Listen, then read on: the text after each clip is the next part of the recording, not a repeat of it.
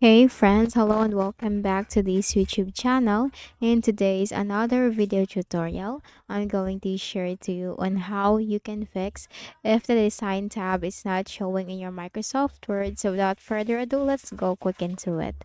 So go ahead in the Windows search bar and type Word. Click on it to bring up and open the Microsoft Word, maximize it. Click on blank document.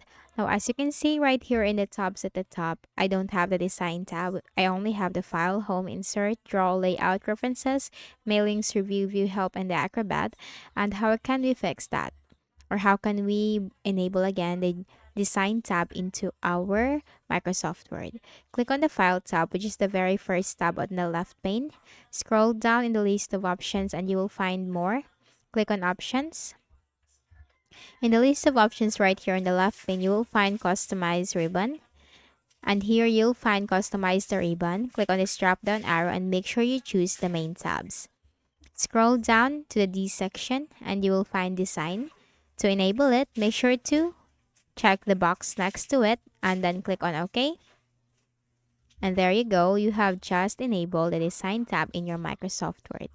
And now you can use its features wherein you can do a page color, page borders, and everything in the features right here in the design.